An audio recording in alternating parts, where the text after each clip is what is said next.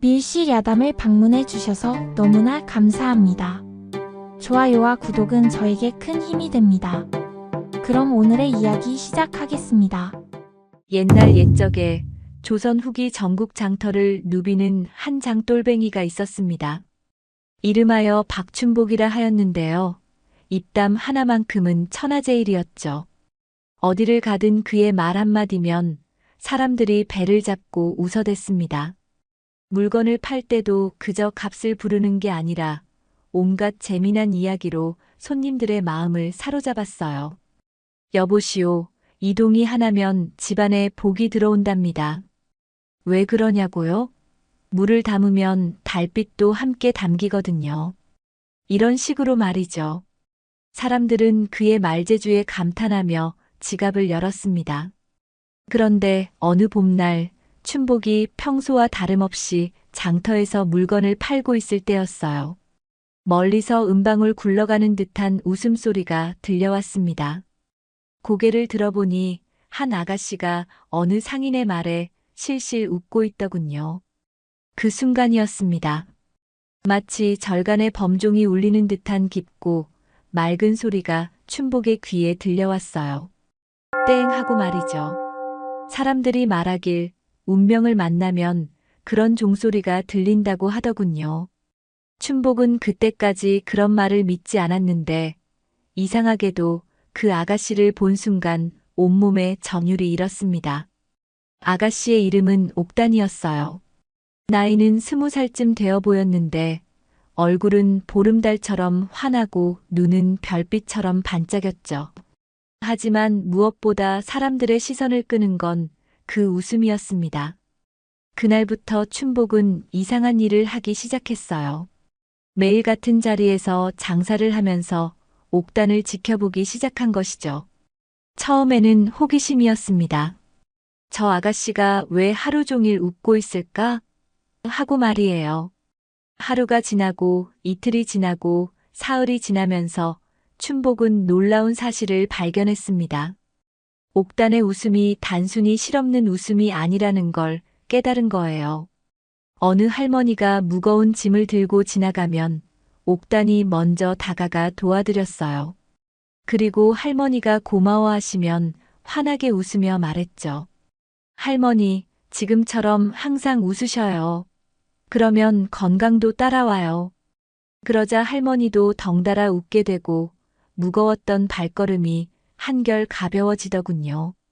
또 어느 날은 장터에서 아이 하나가 엄마를 잃고 울고 있었어요.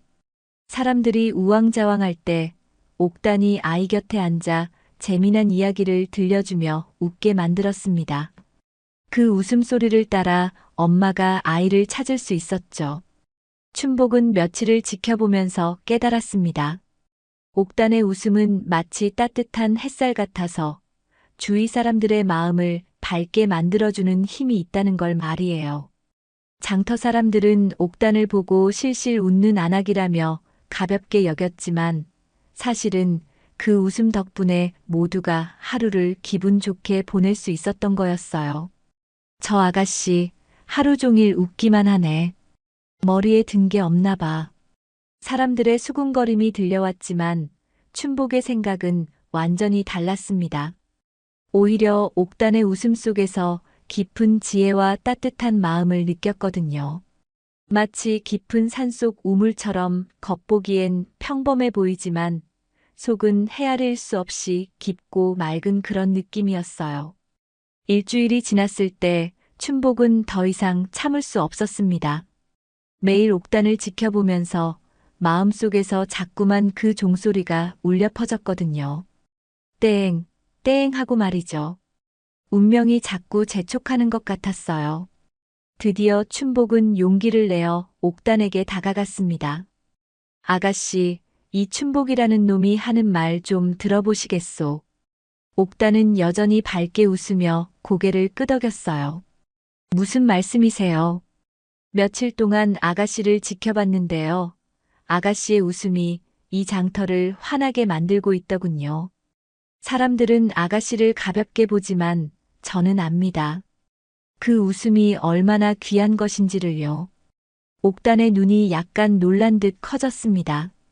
자신의 웃음을 진심으로 알아봐주는 사람을 처음 만났거든요. 정말 그렇게 생각하세요? 그럼요. 아가씨가 웃으면 할머니도 웃고, 아이도 웃고, 장터 전체가 웃게 되잖아요. 이런 귀한 능력을 가진 분과 이 못난 장돌뱅이가 함께 평생 웃으며 살아갈 수는 없을까요?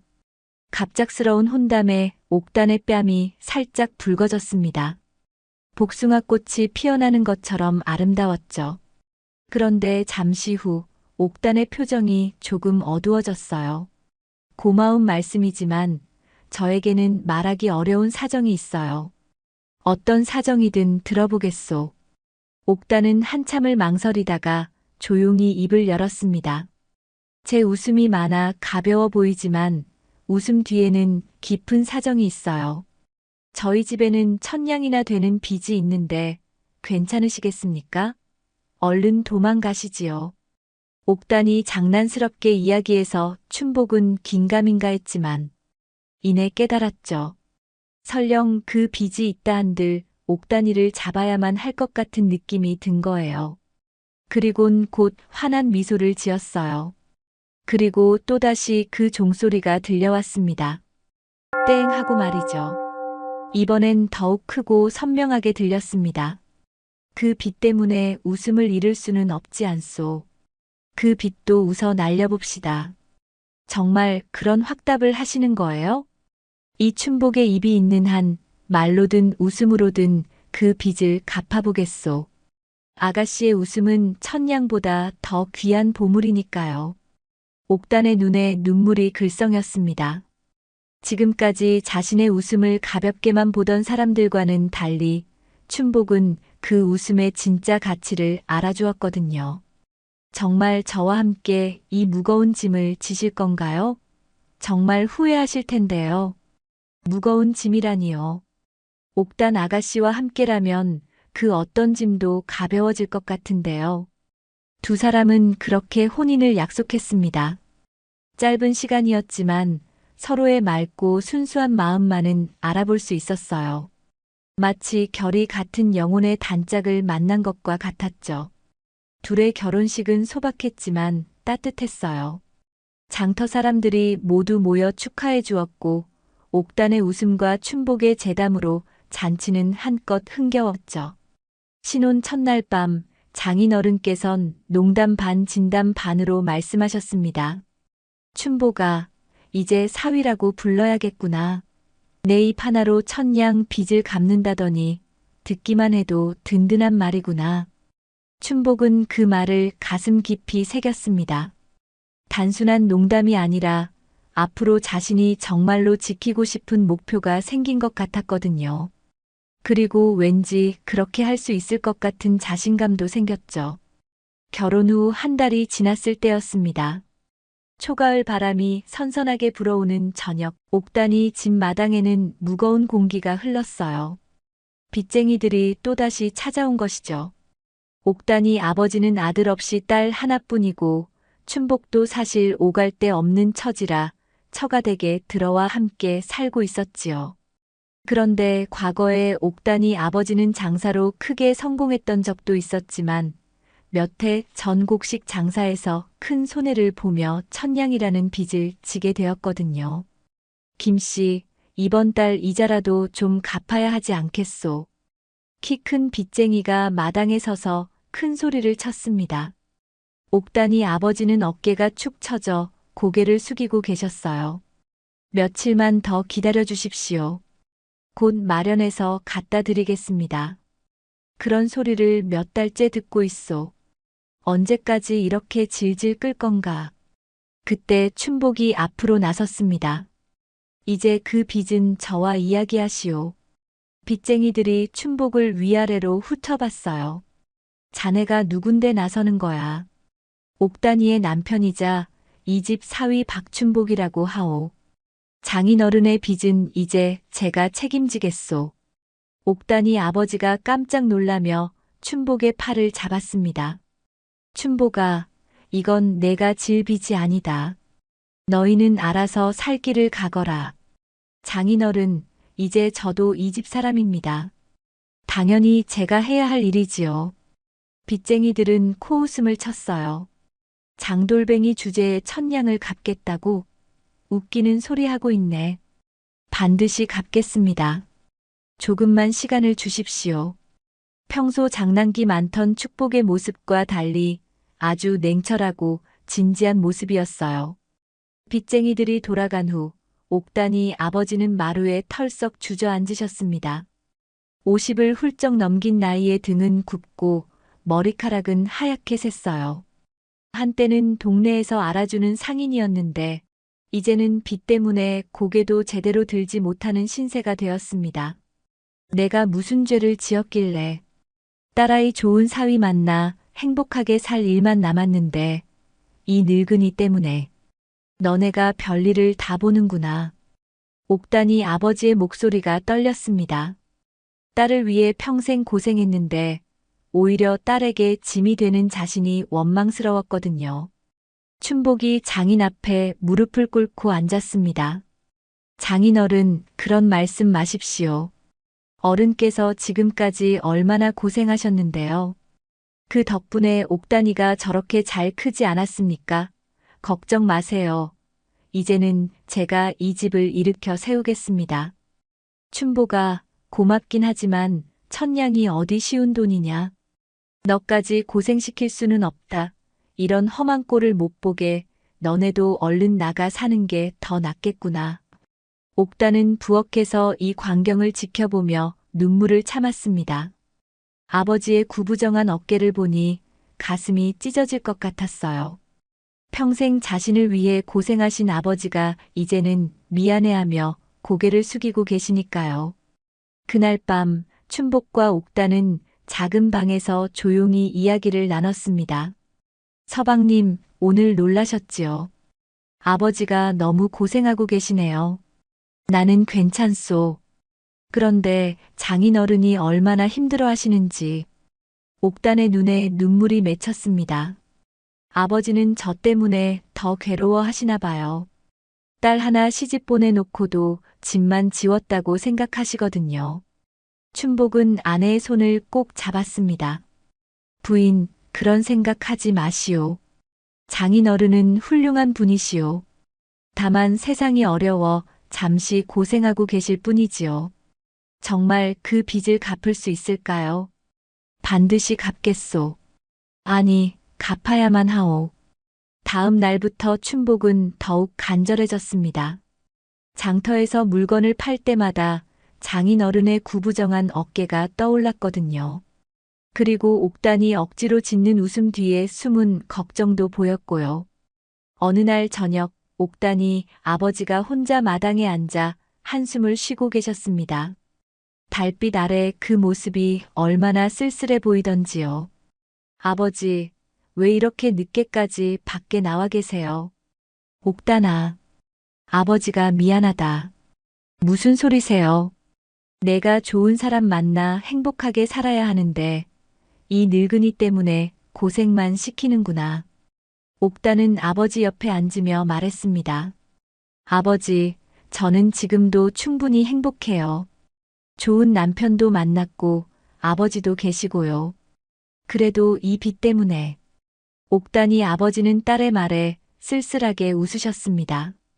그때부터 춘복은 매일 밤 혼자 생각에 잠겼습니다.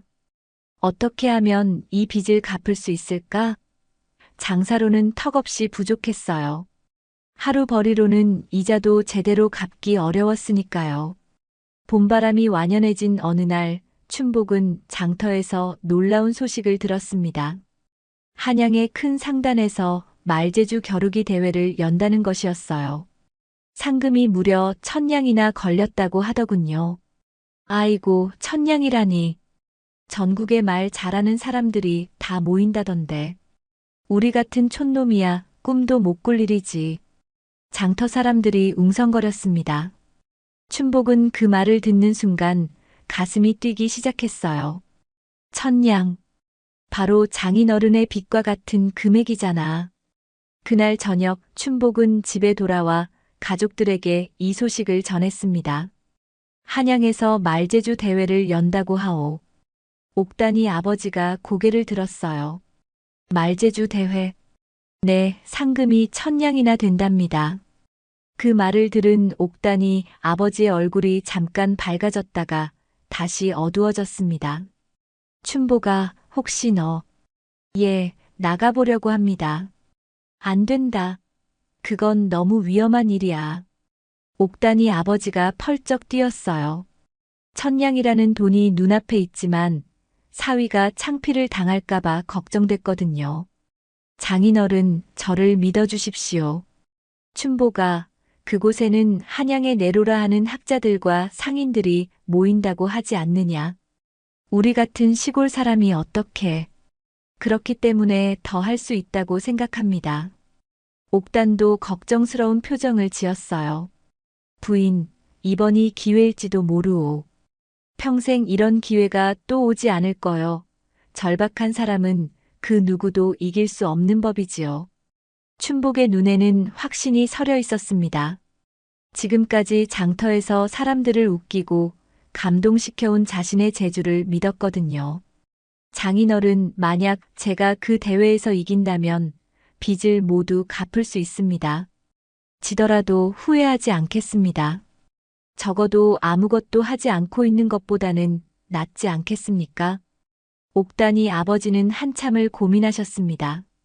딸과 사위에게 짐만 지우고 있는 자신이 너무 비참하고 한심했지만 사람 마음이 참 간사한지라 이번 기회가 정말 마지막일 수도 있다는 희망이 들었거든요. 춘보가 정말 괜찮겠느냐? 네, 반드시 해보겠습니다. 그날 밤 옥단은 남편과 단둘이 이야기를 나눴습니다. 서방님, 정말 괜찮으실까요? 솔직히 말하면 두렵기도 하오. 하지만 부인을 보면 용기가 나오. 저요? 부인의 웃음을 보면 세상에 못할 일이 없을 것 같거든요. 그 웃음을 지키기 위해서라도 해야 할 일이요. 요새 그대의 그 옥구슬 같은 웃음소리를 들어본 게 언제인지 기억도 안 나오. 옥단의 눈에 눈물이 맺혔습니다. 서방님의 말솜씨는 정말 대단해요. 저도 믿고 있어요. 고맙소, 부인. 다음 날 춘복은 한양으로 떠날 준비를 시작했습니다. 옥단이 아버지는 여전히 걱정스러워 하셨지만 사위의 굳은 의지를 보고 더 이상 말리지 않았어요. 춘보가 이것 좀 가져가거라. 장인어른이 작은 주머니를 건네주셨습니다. 여행길에 쓰라고 모아둔 돈이었어요. 장인어른, 이건 받을 수 없습니다. 아니다, 가져가거라. 이 늙은이가 할 수 있는 건 이것뿐이야. 춘복은 장인어른의 마음을 받아 깊이 인사를 드렸습니다. 떠나는 날 아침, 옥단이 남편의 짐을 챙겨주며 말했습니다. 서방님, 꼭 건강하게 돌아오세요. 이기고 지는 것보다 무사한 게 더 중요해요. 걱정 마시오. 부인의 웃음소리를 생각하며 힘을 낼 테니까요. 춘복이 마을을 떠날 때 장터 사람들이 모두 나와 배웅해 주었습니다. 춘복이 힘내라. 꼭 이기고 와. 그들의 응원 소리를 등에 지고 춘복은 한양으로 향하는 길을 걸었습니다. 멀리서 옥단이 손을 흔드는 모습이 보였어요. 그 환한 웃음이 춘복에게는 가장 큰 힘이 되었습니다. 한양에 도착한 춘복은 대회장의 웅장함에 놀랐습니다. 큰 마당에는 전국에서 모인 사람들로 가득했어요. 대부분 번듯한 옷차림의 학자들과 상인들이었습니다. 아이고, 저기 봐라. 시골뜨기가 하나 왔네. 옷차림을 보니 장돌뱅이 같은데 여기가 어딘 줄 알고 온 거야? 사람들의 수군거림이 들려왔지만 춘복은 개의치 않았어요. 오히려 마음속으로 옥단이 웃음을 떠올리며 용기를 냈습니다. 대회가 시작되자 각자 순서대로 나와 재주를 뽐냈어요. 어떤 이는 어려운 한문을 줄줄 외웠고 어떤 이는 고사성어를 가지고 웅변을 했습니다. 모두들 학식이 뛰어났지만 매번 비슷비슷한 지식 자랑이었기에 사람들의 반응은 시원찮았어요. 앙증맞은 신동들의 말재주들도 반응이 영 시원치 않았습니다. 드디어 춘복의 차례가 되었습니다. 사람들은 기대 반, 비웃음 반의 눈으로 그를 바라봤어요. 춘복이 대회장 가운데에 서서 입을 열었습니다. 여러분, 안녕하십니까? 저는 전국 장터를 돌아다니는 박춘복이라고 합니다. 시골뜨기가 뭘 할 수 있겠어? 누군가 야유를 보냈지만 춘복은 웃으며 말을 이어갔어요. 제가 한문은 잘 모릅니다. 어려운 글도 읽지 못하고요. 하지만 사람의 마음만큼은 읽을 줄 압니다. 적어도 여기 오신 분들의 마음은 다 사로잡을 수 있지요.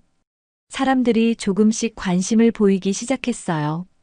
여러분, 혹시 장터에서 흥정해 본 적 있으십니까? 당연히 있지.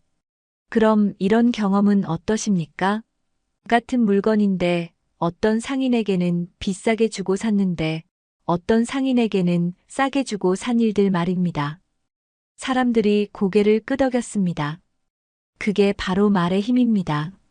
같은 말이라도 어떻게 하느냐에 따라 사람의 마음을 열기도 하고 닫기도 하거든요. 춘복은 장터에서 겪은 재미있는 이야기들을 들려주기 시작했어요. 욕심쟁이 할머니가 온 마을에 기부한 이야기, 고집쟁이 영감을 설득한 이야기, 싸우던 사람들을 화해시킨 이야기 등등. 처음에는 시큰둥하던 사람들이 점점 빠져들기 시작했습니다. 춘복의 이야기에는 삶의 진짜 모습이 담겨 있었거든요. 어느 날 장터에 할머니 한 분이 오셨어요. 싼 물건만 골라보시더군요. 그래서 제가 물었습니다. 할머니, 왜 그리 비싼 건 쳐다보지도 않으세요? 그랬더니 할머니가 말씀하시더군요. 손자 홀레비 마련하느라 돈이 없다고요. 사람들이 숨죽이며 들었어요.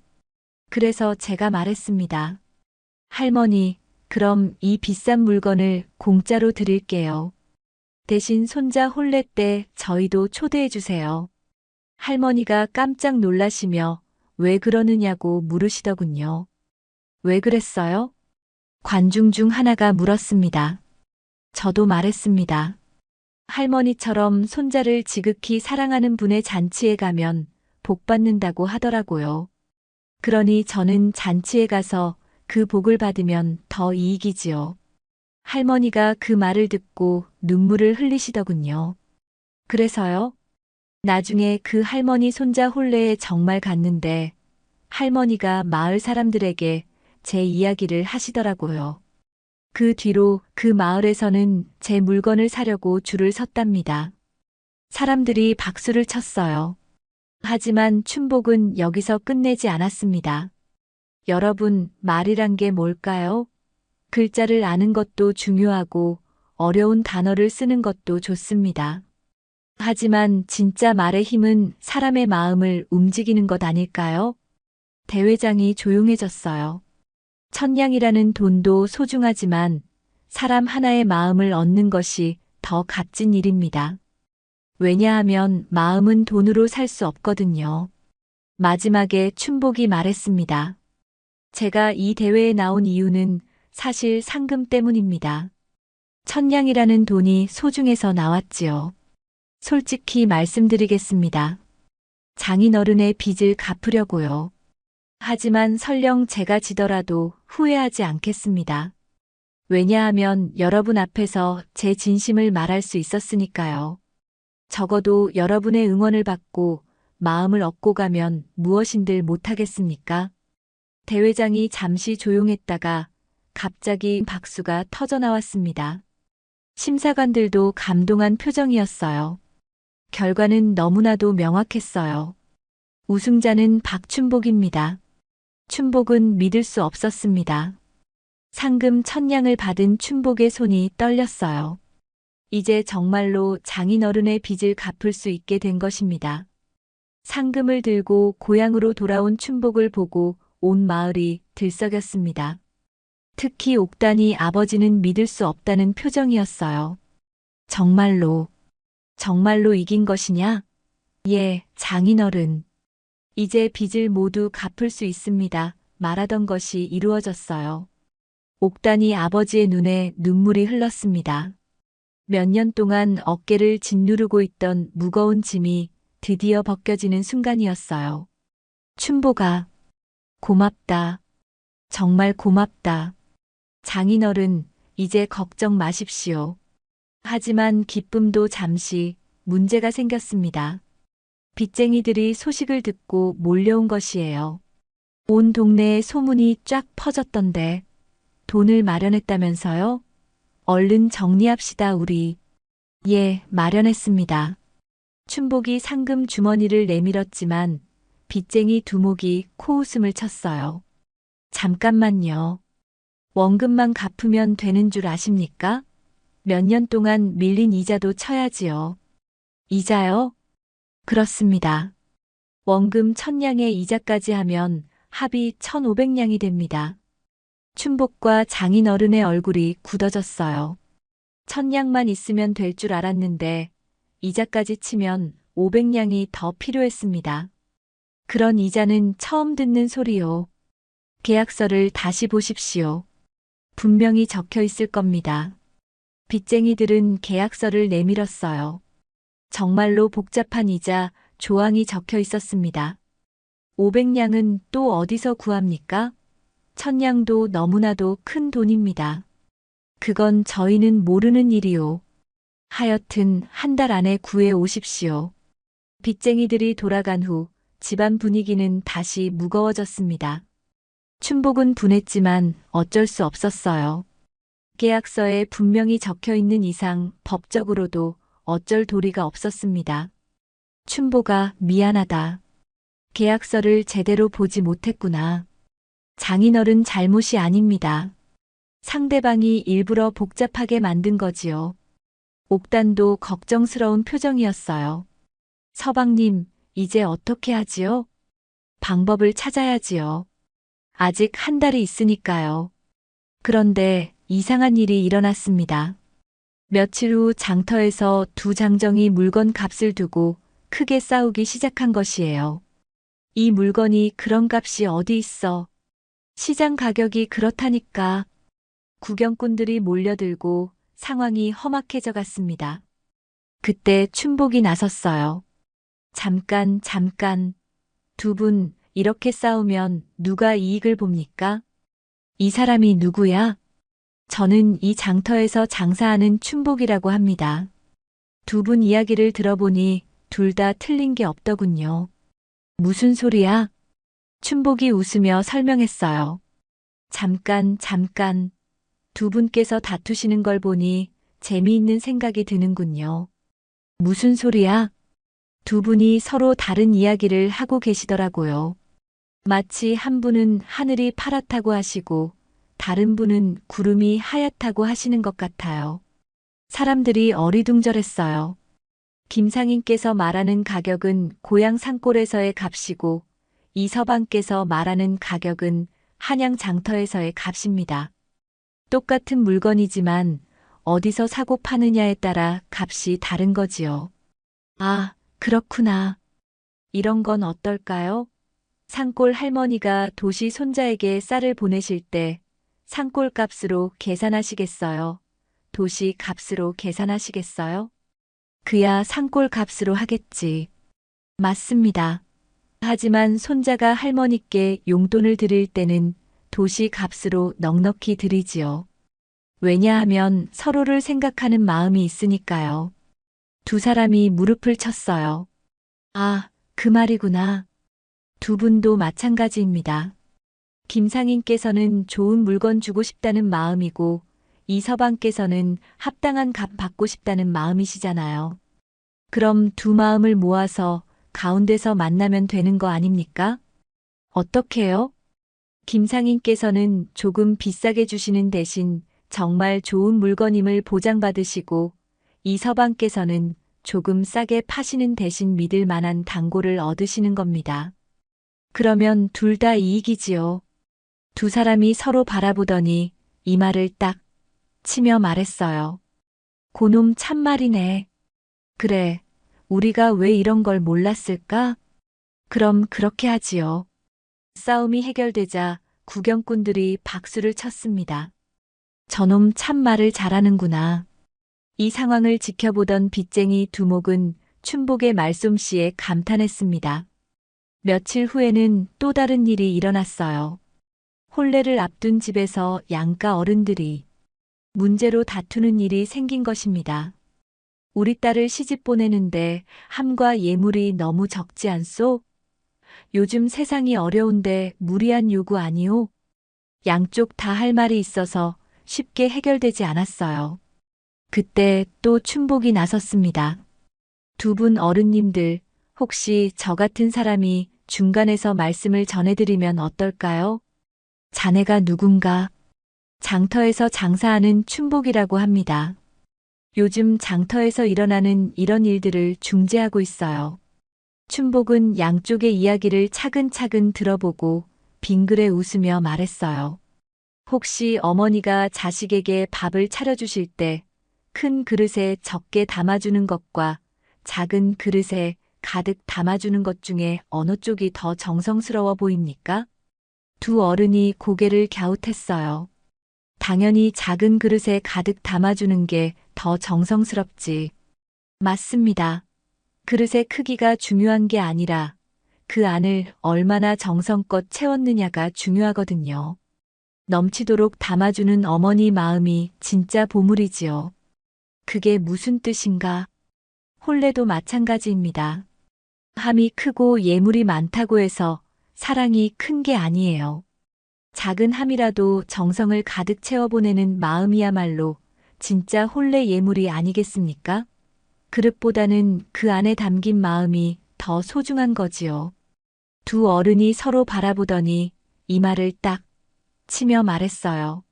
아이고, 고놈 참말이네. 그래, 우리가 그릇만 보고 있었구나. 두 어른의 표정이 조금씩 풀리기 시작했어요. 한 가지 묻겠습니다.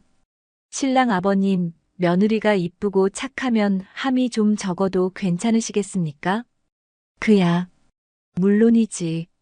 신부 아버님, 사위가 딸을 잘 대해주면 예물이 좀 적어도 괜찮으시겠습니까? 그럼 당연하고 말고. 춘복이 손뼉을 쳤어요. 그럼 됐습니다. 함과 예물은 마음을 전하는 그릇일 뿐이에요. 밥그릇이 화려해야 밥이 맛있는 게 아니듯 함이 많아야 마음이 큰 게 아니지요. 그럼 예단은 어떻게 하지? 예단도 마찬가지입니다. 많고 적은 게 중요한 게 아니라 우리 딸이 시집가서 잘 살라는 어머니 마음이 담긴 게 진짜 예단이지요. 신랑 아버지가 무릎을 쳤어요. 아, 그렇구나. 우리가 겉만 보고 속을 못 봤네. 신부 아버지도 고개를 끄덕였어요. 춘복이 말이 맞다. 사위 됨됨이가 좋으면 그만이지. 함이 많고 적고가 뭐가 중요하단 말인가. 그럼 이렇게 하시지요.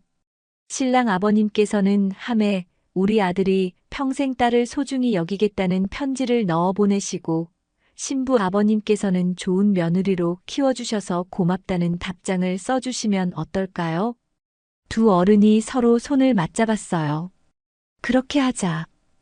춘복이 덕분에 정말 좋은 교훈을 얻었네. 이렇게 해서 혼례가 무사히 치러졌고 양가 모두 춘복에게 고마워했습니다. 이런 일들이 계속되자 마을 사람들 사이에서 춘복의 평판이 높아졌어요. 특히 빚쟁이들도 춘복의 인품을 알게 되었습니다. 한 달이 다 되어갈 무렵 놀라운 일이 일어났습니다. 빚쟁이들이 찾아온 것은 마찬가지였지만 이번에는 분위기가 달랐어요. 빚쟁이 두목이 머뭇거리더니 입을 열었어요. 그동안 당신 사위를 지켜봤소. 네. 춘복이라는 친구 말이오. 참 대단한 사람이더군요. 옥단이 아버지와 춘복이 어리둥절했어요. 빚쟁이 두목이 계속 말했습니다. 며칠 전 장터에서 싸움이 날 뻔했을 때 춘복이가 말 한마디로 해결했지요. 그리고 혼례 때문에 다투던 집안도 화해시켰고요. 그건 당연히 해야 할 일이었습니다. 춘복이 겸손하게 말했지만 빚쟁이 두목은 고개를 저었어요. 아니요. 당연한 일이라고 해서 누구나 할 수 있는 건 아니거든요. 그래서 하는 말인데. 빚쟁이 두목이 잠시 망설이더니 깊은 한숨을 쉬었어요. 춘복이, 내가 고백할 게 있소. 예. 사실 나도 옛날에는 빚쟁이였소. 모두가 깜짝 놀랐어요. 내 아버지께서 장사를 하시다가 큰 빚을 지셨지. 그때 내 나이가 20살쯤 되었나. 매일 빚 독촉하는 사람들이 찾아왔어. 빚쟁이 두목의 목소리가 떨렸어요. 아버지는 그 빚 때문에 밤낮으로 고생하셨지. 하루하루가 지옥 같았소. 그런데 나는 겁이 났어. 평생 그 빚에 매여 사는 게 두려웠단 말이야. 춘복이 조용히 들었어요. 그래서 나는 집을 버리고 나왔소. 아버지 혼자 남겨두고 말이야. 빚쟁이 두목의 눈에 눈물이 맺혔습니다. 아버지는 그 뒤로도 몇 년을 더 고생하시다가 돌아가셨지. 나는 한 번도 돌아가지 못했어. 면목이 없어서. 그런 일이. 그때 나는 다짐했소. 언젠가 돈을 많이 벌어서 사람들에게 돈을 빌려주는 일을 하겠다고. 어려운 사람들을 도와주는 그런 일 말이야. 빚쟁이 두목이 쓴웃음을 지었어요. 하지만 세월이 지나면서 나도 모르게 변했소. 돈만 보게 되고 사람은 안 보게 되었지. 내가 원래 하려던 일이 이게 아니었는데. 춘복이 고개를 끄덕였어요. 그런데 당신을 보니 깨달았소. 저를요? 당신은 내가 그때 할 수 없었던 일을 하고 있더군. 장인어른을 버리고 도망가는 게 아니라 함께 짊어지고 해결하려고 하잖소. 빚쟁이 두목이 춘복을 바라봤어요. 그리고 당신 장인어른을 보니 우리 아버지가 생각났어. 빚 때문에 고개 숙이시던 모습 말이야. 그런데 당신 장인어른은 사위 덕분에 다시 고개를 들 수 있게 되셨잖소. 장인어른께서 워낙 훌륭하신 분이라. 아니야, 춘복이. 당신이 훌륭한 거요. 나는 그때 도망쳤지만 당신은 끝까지 함께 했으니까. 빚쟁이 두목이 품에서 빈 문서를 꺼냈습니다. 나에게는 아버지께 못다한 효도가 남아있소. 이제라도 그 마음을 당신에게 전하고 싶어. 무슨 말씀이신지. 이 남은 500냥 받지 않겠소. 대신 부탁이 있소. 부탁이요? 앞으로 이 동네에서 나 같은 못된 과거가 생기지 않도록 도와주시오. 사람들이 다투고 원망하지 않고 서로 도우며 살 수 있게 말이오. 모두가 놀란 표정이었어요. 그리고 3년 후 당신이 그 일을 잘 해주신다면 이 문서를 태워버리겠소. 그게 내가 아버지께 드릴 수 있는 마지막 효도인 것 같아서. 춘복의 눈에도 눈물이 맺혔습니다. 정말 그렇게 하시겠습니까? 그렇죠. 내가 못다한 아들 노릇을 당신이 대신 해준 셈이니까. 빚쟁이 두목이 문서를 흔들며 말했어요. 이 문서는 내가 보관하고 있겠소. 3년 후에 이 동네가 평화롭다면 그때 태워버리지요. 춘복이 깊이 인사를 드렸어요. 고맙습니다. 평생 잊지 않겠습니다. 고마워할 건 없소. 내가 아버지께 못다 드린 마음을 당신이 받아주는 거니까. 빚쟁이 두목의 얼굴에는 오랜만에 평화로운 미소가 떠올랐습니다. 빚쟁이들이 돌아간 후 옥단이 아버지는 한참 동안 말을 잇지 못했어요. 몇 년 동안 짓눌렸던 빚이 완전히 사라진 것입니다. 춘복아, 내 덕분이다. 정말 고맙다. 내가 무슨 복으로 이런 사위를 얻었을까. 장인어른, 저 혼자 한 일이 아닙니다. 옥단이의 저 웃음은 아버지가 만들어준 것이고 장인어른의 인덕이 있었기 때문입니다. 옥단도 눈물을 흘리며 남편을 껴안았어요. 서방님 정말 대단해요. 부인의 웃음이 저에게 힘을 주었소. 그날 밤 온 가족이 한자리에 모여 오랜만에 마음 편히 식사를 했습니다. 상차림은 여느 날과 다름없이 간소했지만 모두의 얼굴에는 처음으로 가볍고 환한 미소가 떠올랐어요. 빚에서 완전히 해방된 후 춘복에게는 새로운 일이 생겼습니다. 마을 사람들이 다툼이 있을 때마다 춘복을 찾아오기 시작한 것이에요. 춘복이 우리 집 땅 경계 문제 좀 해결해 줄 수 있겠나? 춘복아, 장사하다가 말다툼이 났는데 중재해 줄 수 있을까? 춘복은 이런 일들을 거절하지 않았어요. 오히려 기꺼이 나서서 도와주었습니다. 어느 날은 옆 마을과 물길 문제로 갈등이 생겼어요. 가뭄이 심해서 물이 부족한데 어느 마을이 먼저 써야 하느냐 하는 문제였습니다. 우리 마을이 위쪽에 있으니까 우리가 먼저 써야지. 아니야, 우리 마을에 논이 더 많으니까 우리가 더 많이 써야 해. 양쪽 마을 사람들이 모여 큰 소리를 쳤어요. 자칫하면 큰 싸움이 날 뻔했습니다. 춘복이 이번에도 내가 해결해 주겠나? 마을 이장이 춘복을 찾았어요. 해보겠습니다.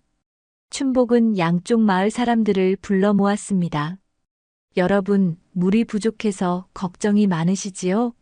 자, 어디 한번 봅시다. 걱정이 많고 말고 농사가 우리 밥줄인데 어떻게 지어? 맞습니다. 모두 어려운 상황이지요. 그런데 이렇게 싸우면 누가 이익을 볼까요? 사람들이 잠시 조용해졌어요. 생각해 보세요. 서로 싸우느라 시간과 힘을 낭비하는 동안 정작 농사일은 누가 합니까? 그야.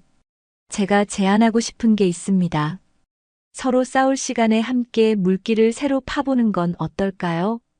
물길을 새로 판다고? 예. 산 위에 작은 저수지를 만들어서 양쪽 마을이 함께 쓸 수 있게 하는 겁니다. 사람들이 웅성거렸어요. 하지만 그런 큰 일을 어떻게? 혼자서는 어렵지만 함께하면 가능합니다. 위쪽 마을에서는 인력을, 아래쪽 마을에서는 도구를 제공하면 어떨까요? 다음 달은 또 반대로, 그 다음 달은 또 반대로 해보지요.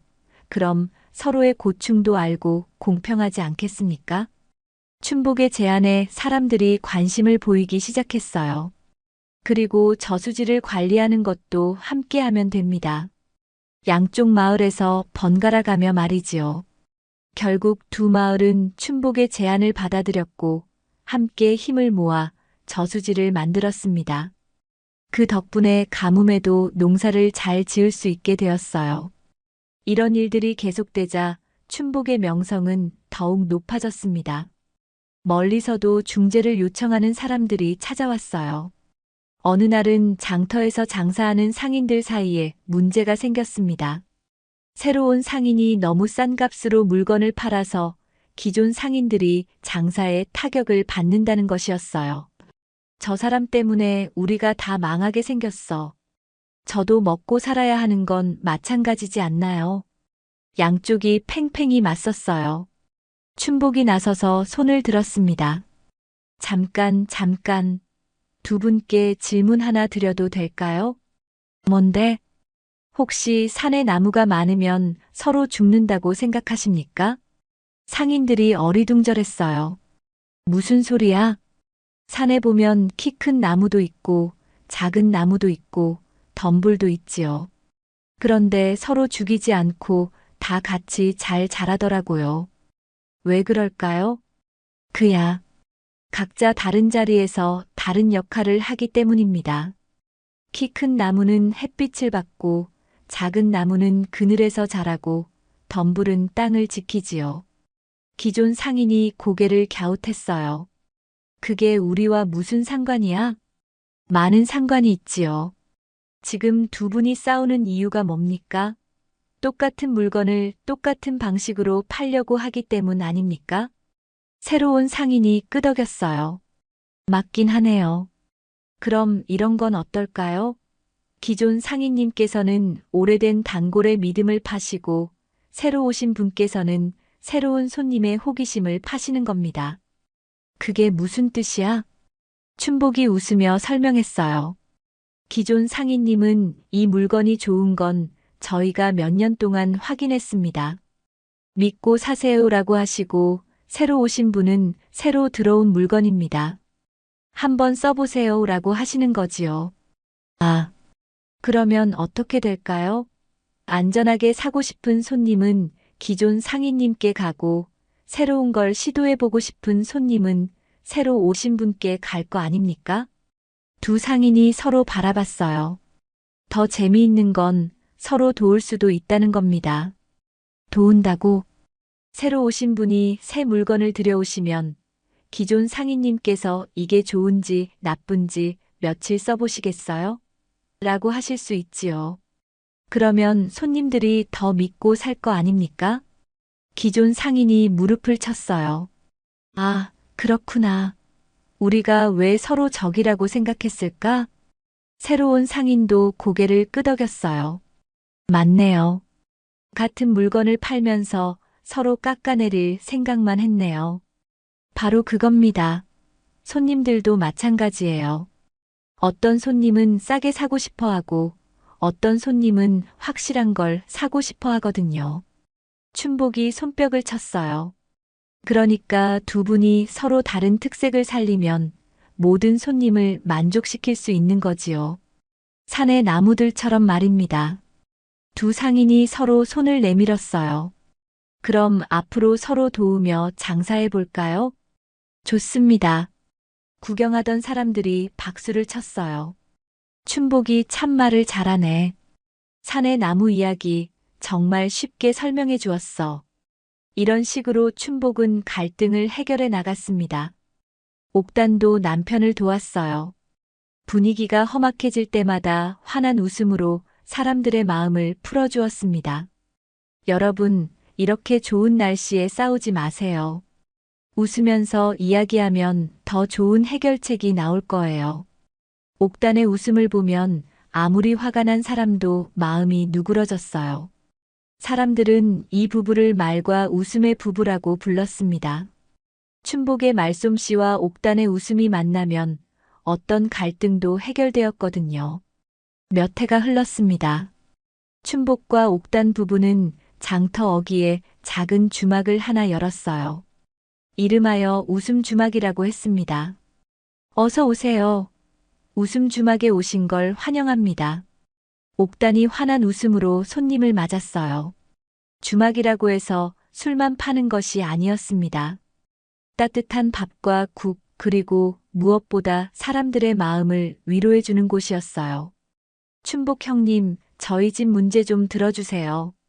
옥단 누님, 요즘 마음이 답답해서 그래요. 사람들은 음식을 먹으러 오는 것보다 이 부부에게 고민을 털어놓으러 더 많이 왔어요. 어느 날은 총각 하나가 울상을 하고 왔습니다. 춘복 형님, 저 어떻게 하면 좋을까요? 무슨 일인가? 좋아하는 아가씨가 있는데 고백을 할 용기가 안 나요. 춘복이 웃으며 말했어요. 용기가 안 난다고? 그럼 용기가 날 때까지 기다릴 건가? 평생 용기가 안 나면 혼자 늙어 죽을 텐가? 그럼 어떻게 해야 하나요? 간단하오. 용기를 내는 것이 아니라 진심을 전하는 거요. 진심요? 그 아가씨를 정말 좋아한다면 그 마음 자체가 용기가 되지 않겠소? 옥단도 옆에서 거들었어요. 맞아요. 진짜 마음은 저절로 전해지더라고요. 총각은 며칠 후 환한 얼굴로 다시 왔어요. 형님, 누님, 성공했어요. 정말인가? 진심으로 말했더니 통했어요. 고맙습니다. 이런 일들이 계속되자 웃음 주막은 마을의 명소가 되었습니다. 그날 밤 주막에는 마을 사람들이 하나둘 모여들었어요. 누가 부른 것도 아닌데 자연스럽게 모인 것이었습니다. 춘복이, 옥단이, 고맙다. 너희 덕분에 우리 마을이 더 살기 좋아졌어. 사람들이 진심으로 고마워했어요. 춘복이 자리에서 일어나 말했습니다. 여러분, 저희가 뭘 했다고 이렇게 해주시는지요? 저희는 그저 여러분 곁에 있었을 뿐입니다. 그게 바로 고마운 거야. 한 할아버지가 큰 소리로 말했어요. 사람이 사는 게 뭔가? 서로 도우며 사는 게 아닌가? 너희 부부는 그걸 보여줬어. 옥단도 환하게 웃으며 말했어요. 저희야말로 여러분 덕분에 행복하게 살고 있어요. 제 웃음도 여러분이 받아주셔서 의미가 있는 거지요. 옥단이 옥구슬 웃음은 우리 마을의 보물이야. 춘복이 말솜씨도 마찬가지고 사람들의 웃음소리가 주막을 가득 채웠습니다. 그때 마을 이장이 일어나서 말했어요. 춘복이, 옥단이, 너희에게 한 가지 부탁이 있다. 무슨 부탁이신지요? 이 웃음 주막을 계속해주겠나? 우리 마을에는 이런 곳이 꼭 필요하거든. 물론입니다. 저희도 이 일이 좋아요. 춘복과 옥단이 대답하자 사람들이 박수를 쳤어요. 그 후로도 웃음 주막은 계속 문을 열었습니다. 아침부터 저녁까지 사람들의 웃음소리가 끊이지 않았어요. 옥단의 아버지는 그런 딸내 부부를 흐뭇하게 바라봤지요. 그날도 여전히 춘복은 말 한마디로 사람들의 갈등을 해결했고, 옥단은 환한 웃음으로 모든 이의 마음을 따뜻하게 만들었습니다. 어느 날 저녁 주막을 정리하며 춘복이 옥단에게 말했어요. 부인, 우리 참 복받은 사람들이요. 맞아요, 서방님. 처음에는 천냥 빚 때문에 걱정했는데 오히려 그 일이 우리에게 더 큰 행복을 가져다 주었네요. 부인의 웃음이 있어서 가능한 일이었소. 서방님의 말솜씨가 있어서 가능한 일이었어요. 두 사람이 서로 바라보며 웃었습니다. 그때 멀리서 마을 아이들의 웃음소리가 들려왔어요. 웃음 주막 앞에서 놀고 있는 모습이었습니다. 저 아이들도 커서 우리처럼 따뜻한 마음을 가진 사람이 되겠지요. 그렇겠지요. 웃음과 따뜻한 말은 대대로 이어져 가는 거니까요. 달빛 아래 웃음 주막은 고요하고 평화로웠습니다. 춘복과 옥단 부부는 그렇게 오늘도 사람들과 함께 웃으며 살아가고 있었어요. 옛사람들이 말하길 웃음은 마음의 재산이요. 말은 그 재산을 나누는 그릇이라 했습니다. 춘복의 말솜씨와 옥단의 웃음이 만나 이루어낸 이야기는 그렇게 마을 사람들의 가슴 속에 따뜻한 기억으로 남았답니다. 말 한마디로 천냥 빚을 갚은 장돌뱅이 사위의 이야기는 이렇게 끝이 납니다. 옛사람들이 말하길 이런 일동이라 하여 한마디 말과 한 가지 행동이 모두 소중하다 했습니다. 춘복의 말솜씨와 옥단의 웃음이 합쳐져 천냥 빚보다 더 값진 보물이 되었지요. 진정한 부는 돈이 아니라 사람의 마음을 얻는 것이며 참된 지혜는 갈등을 이기는 것이 아니라 화합으로 바꾸는 것임을 이 이야기는 말해줍니다. 웃음은 마음의 재산이요. 말은 그 재산을 나누는 그릇이니라. 오늘날에도 춘복과 옥단 부부처럼 따뜻한 말 한마디, 환한 웃음 하나로 세상을 밝히는 사람들이 있기를, 그리하여 모든 이가 서로 돕고 웃으며 살아가는 세상이 되기를 바라봅니다.